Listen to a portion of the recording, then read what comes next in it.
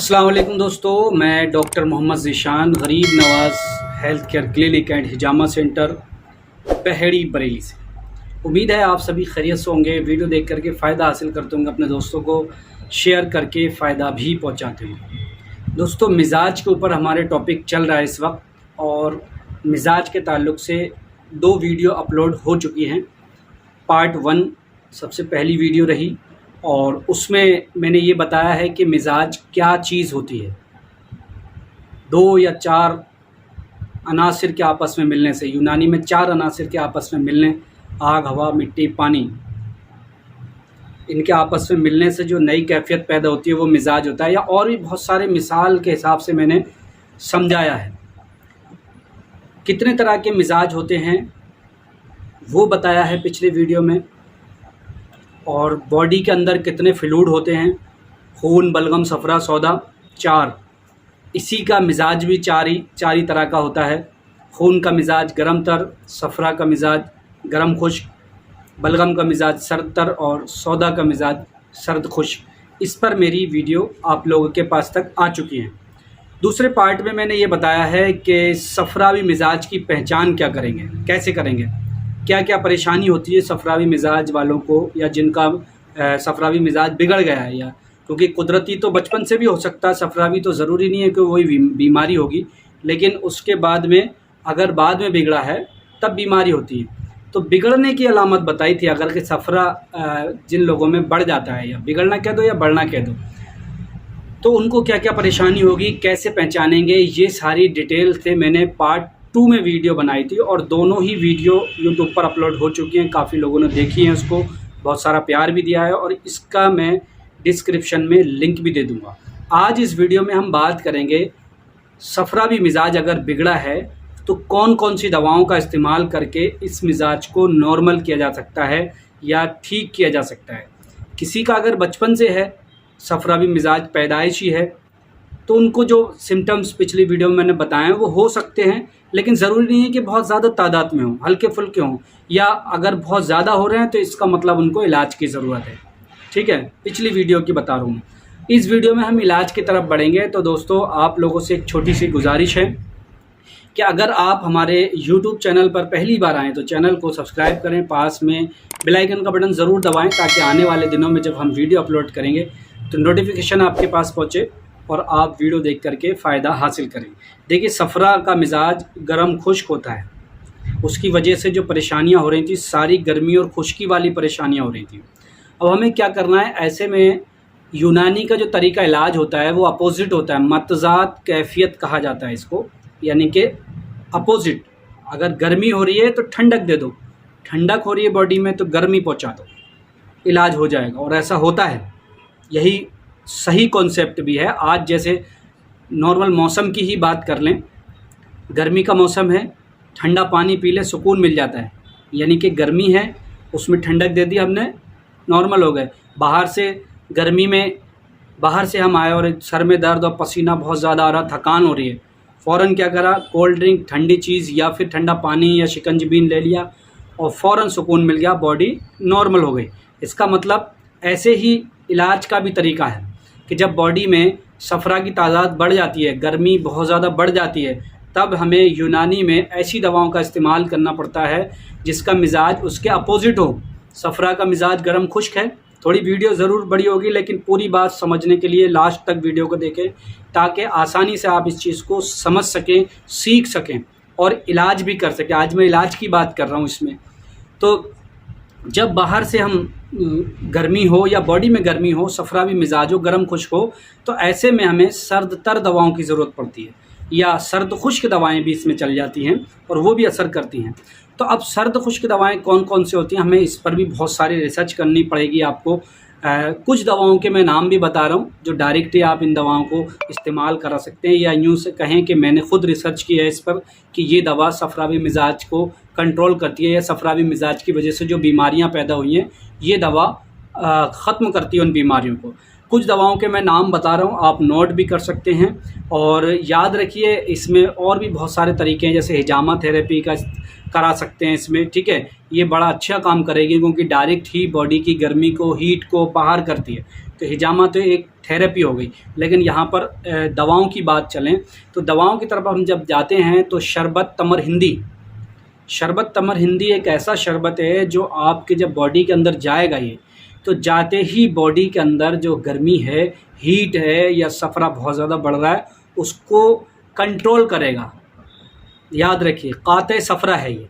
काते सफ़रा का मतलब होता है वो दवाएं जो सफ़रा को कतई कर देती हैं या रोक देती हैं या कम करती हैं। ठीक है, तो शरबत तमर हिंदी अगर आप इस्तेमाल कराते हैं तो जो बढ़ा हुआ सफ़रा है, चाहे उसकी वजह से कोई भी दिक्कत हो, जिस्म में खुश्की बहुत ज़्यादा हो, प्यास बहुत ज़्यादा लग रही हो, या फिर फोड़े फुंसियाँ निकलती हों, डाइजेशन ख़राब हो, हाजमा ख़राब हो, दस्त चल रहा हो, तो इनमें तमाम अगर ये सब साबित हो जाए कि ये सफ़रा की ज़्यादती की वजह से हो रहे हैं, सफ़रा के बढ़ने की वजह से हो रहे हैं, तब आप शरबत तमर हिंदी का इस्तेमाल कराएं। 10 ml सुबह, 10 ml शाम, हल्के ठंडे पानी में, अगर हो सके तो ठंडा पानी, ज़्यादा ठंडा नहीं, नॉर्मल ताज़ा हो तो बेहतर ही रहेगा। 2 वक्त इस्तेमाल करें। उसके बाद ऐसे बहुत सारी दवाएं, शिकंजीबीन जो नींबू की जो है, शिकंजीबीन लेमोनी जिसे कहा जाता है, या जो आम ज़बान में लोग शिकंजी जिसे कहते हैं, उसी की बात कर रहा हूँ।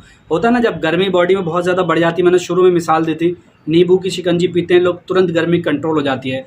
तो ये जो नींबू की शिकंजी या शिकंजीबीन जो होती है, ये सफ़रा को बहुत जल्दी कंट्रोल करती है। ये भी काते सफ़रा है, आप फौरी तौर पर इसका भी इस्तेमाल कर सकते हैं। गर्मियों में अगर आपको बहुत ज़्यादा परेशानी हो रही है, हीट बहुत ज़्यादा बढ़ रही है बॉडी की और बीमारियां हो रही हैं, पेट सही नहीं हो, आज भी लोग ये इस्तेमाल करते हैं कि भाई नींबू का शरबत बना करके पिला दो इनको, और फ़ौरन आराम भी हो जाता है, क्योंकि ये फ़ौरन कंट्रोल करती है। एलोपैथी दवा से भी तेज़ काम करती है। इधर शिकंजीबीन पी और बॉडी की गर्मी कंट्रोल हो गई। याद रखिएगा ये भी एक दवा है। और शिकंजीबीन लेमोनी मार्केट में भी आती है, हालांकि शिकंजीबी तो घर पर ही लोग बना लेते हैं नींबू और शक्कर डाल के, वही उसी की बात कर रहा हूँ मैं। उसके बाद और भी बहुत सारी दवाएं, शरबत नीलोफ़र, यह भी सर्द तर दवा है। इसका इस्तेमाल भी आप बॉडी में बढ़े हुए सफ़रा को कंट्रोल करने के लिए इस्तेमाल कर सकते हैं, शरबत नीलोफ़र। ठीक है, जवारिश, अच्छा इसका इस्तेमाल कैसे करना शरबत नीलोफ़र का, ये भी मैं आपको बता दूं। ये भी 10-10 ml सुबह शाम, ज़्यादा दिक्कत है तो तीनों टाइम भी दे सकते हैं, सुबह दोपहर शाम। सुबह नाश्ते के बाद, दोपहर खाने के बाद, रात को खाने के बाद में इसका इस्तेमाल पानी में मिला करके कर सकते हैं। उसके बाद और भी बहुत सारी दवाएं हैं, आप नोट करते जाएं। ऐसा नहीं है कि एक मरीज़ को अगर सफरावी अलामात सारी आ गई तो सारी दवाएं देना, सारी नहीं देना है। आप अपने हिसाब से इसमें एडजस्ट करेंगे, जो मर्ज़ होगा उसके हिसाब से आपको देना है। याद रखिए दवाएं वो देनी है जो काते सफरा हों, यानी कि सफरा को कतई करती हों, रोकती हों। ठीक है, उसके बाद अगली मेडिसिन जवारिश तमर हिंदी भी आती है। जैसे शरबत तमर हिंदी है, ऐसी जवारिश तमर हिंदी है। 1 चम्मच 24 घंटे में किसी वक्त दे दें, खाने के फ़ौरन बाद दे दें। ठीक है, उसके बाद शरबत आंवला भी आता है या आंवले का जूस भी आता है। ऐसी चीज़ें देना है जिसमें खट्टापन ज़्यादा हो। ठीक है, वो खट्टेपन जो है वो कड़वे को मारती है। सफ़रा का जायका क्या होता है, मैंने बताया था कि एक अलामत होती है सफ़रा की कि ज़बान कड़वी होती है। जब कड़वा आदमी के पास कोई चीज़ कड़वी होती है तो उसको खट्टी चीज़ अच्छी लगती है, क्योंकि कड़वेपन को खट्टी चीज़ मारती है। सफ़रा का मज़ा कड़वा होता है, और खट्टा जब देंगे तो कड़वा कम कर देगी और ये मोतदिल या नॉर्मल हो जाएगी। तो यानी कि ऐसी दवाएं या ऐसी चीज़ें देनी है जो खट्टी हों और जो कड़वे को ख़त्म करें। ये आम ज़बान की तरह बात कर रहा हूँ मैं, हालांकि ये बिल्कुल ठीक भी है और ये मैं अपना तजुर्बा भी बता रहा हूँ आपको। उसके बाद और भी कुछ माजून और कुछ जवारिशात और कुछ, जैसे जवारिश आंवला है, दस्त अगर चल रहे हैं और सफरावी दस्त हैं तो जवारिश आंवला, जवारिश अनारैन इसमें बहुत बढ़िया काम करती हैं, क्योंकि ये भी ठंडी दवाएं होती हैं। ऐसे ही माजून दवीदुल वर्द इसमें बड़ा अच्छा काम करता है। जब बॉडी में गर्मी बहुत ज़्यादा हो जाए, लीवर में गर्मी, आंतों में, मैदे में गर्मी हो जाए, और गर्मी किस वजह से हो रही है, सफरा की ज़्यादती की वजह से, तो अब ये भी दवाएं इसमें बड़ा अच्छा काम करती हैं। काम ही क्या करती हैं, इसको कंट्रोल करके बीमारी को ख़त्म करती हैं, ऐसे कहें। उसके बाद शरबत दीनार भी है। शरबत दीनार भी इस मर्ज़ को कंट्रोल करने, लीवर की गर्मी, बढ़ी हुई हीट को कम करने, क्योंकि लीवर का दारोमदारी होता है सारा, लीवर ही सफरा पैदा कर रहा है। ठीक है, तो वो अगर लीवर में सफरा ज़्यादा होगा तो जाहिर सी बात है लीवर को खुद को बीमारी होने लगेंगी। शरबत दीनार का इस्तेमाल कराएं। अब ये दवा आपको उस हिसाब से सेट करनी है जिस हिसाब से मर्ज होगा। अभी पेशेंट आ रहा है, अपनी कंप्लेंट लीवर के ताल्लुक से बता रहा है, हमने डायग्नोस कर लिया कि लीवर का मिजाज गर्म हो गया है, यानी कि बॉडी में एबनॉर्मलिटी जो पैदा हुई है वो सफरा की ज़्यादती की वजह से हुई। तो हमें ऐसा नहीं कि आप दूसरी दवाएं ठंडी ठंडी दो, फिर आप मर्ज़ के हिसाब से दो। जैसे आप शरबत दीनार है, ये लीवर के बड़ी हुई गर्मी को कंट्रोल करेगा, लीवर को बेहतर करेगा।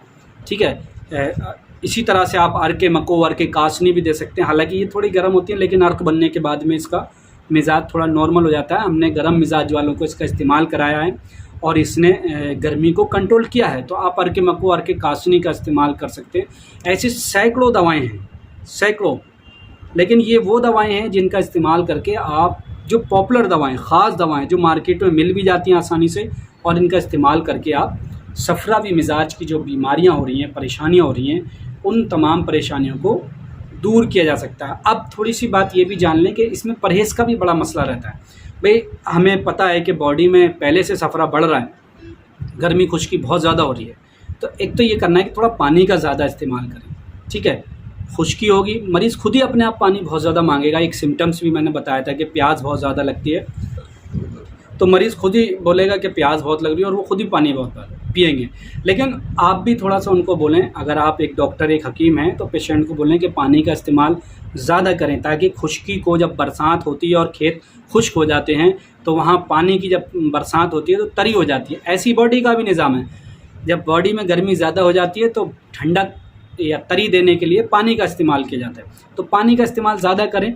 उसके बाद ऐसी चीज़ों से भी बचें जिससे सफरा की ज़्यादती बढ़ रही, मतलब सफरा ज़्यादा हो रहा है। जैसे चाय है, अगर आप पी रहे हैं, कॉफ़ी है, अगर आप पी रहे हैं, तो ये आपके सफरा को तुरंत उबाल देगा, मतलब और गर्मी पैदा कर दें, क्योंकि ये गर्म होती हैं। कहने का मतलब ये है कि गर्म खुश्क की तो पहले से ही है, अब बाहर से अगर हम गर्म खुश्क ले रहे हैं तो और ज़्यादा बढ़ जाएगी, और ज़्यादा दिक्कत हो जाएगी। तो ऐसे में हमें क्या करना है कि गर्मी और खुश्की को कम करने के लिए ठंडी चीज़ों का तो इस्तेमाल कर लें, लेकिन गर्म चीज़ों का इस्तेमाल ना करें। मीट, मछली, अंडा, इन तमाम चीज़ों का भी कम सेवन करें, या हो सके तो बंद कर दें जब तक सफरा कंट्रोल नहीं हो रहा आपका। और बाहर की तली भुनी चीज़ें, मिर्च मसाले जितने कम होंगे उतनी जल्दी आपका ये मर्ज़ भी कंट्रोल हो जाएगा। तो ये घरेलू तरीके भी हैं कुछ, जो आपकी बॉडी के बढ़े हुए सफरा को, या सफरा की वजह से जो मर्ज़ हो रहा है, उन तमाम बीमारियों की बात कर रहा हूँ मैं। उन तमाम बीमारियों में आप ये दवाएँ उठा करके दे दो, इंशाअल्लाह आपको बहुत जल्दी आराम हो जाएगा। ठीक है, ये था सफरा। और सफरा क्या होता है वो सब मैं बता ही चुका हूँ। सफरा का मिजाज ये भी बता दिया इस वीडियो में, पिछली में भी बता दिया था। और इसकी पहचान कैसे करेंगे वो लास्ट वाली वीडियो डिस्क्रिप्शन में मैं लिंक दे दूँगा।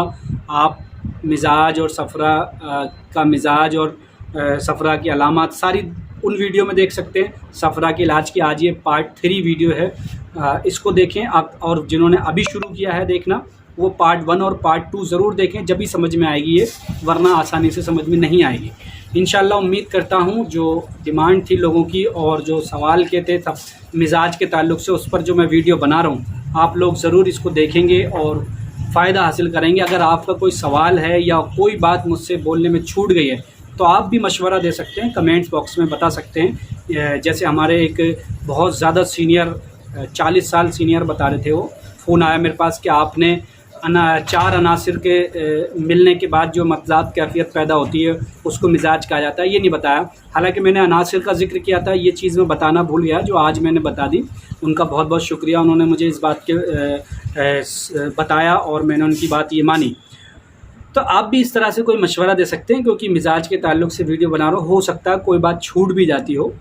चलिए आज के लिए इतना ही, अपना ख्याल रखें। अगर किसी बीमारी का इलाज कराना चाहते हैं घर बैठे, तो ऑनलाइन कंसल्टेशन की सुविधा हमारे यहाँ मौजूद है। उसके लिए आप हमसे व्हाट्सएप पर कांटेक्ट कर सकते हैं। व्हाट्सएप नंबर आपको स्क्रीन पर दिख जाएगा। मेल फीमेल दोनों डॉक्टर हमारे यहाँ मौजूद हैं। घर बैठे भी आप किसी भी बीमारी का इलाज करा सकते हैं। अपना ख्याल रखें। और एक चीज़ और दोस्तों, चैनल से अगर पहली बार जुड़े हैं तो चैनल को सब्सक्राइब करें, बेल आइकन का बटन भी दबाएँ और शेयर ज़रूर करें। अपना ख्याल रखें, दुआओं में याद रखें। खुदा हाफिज़।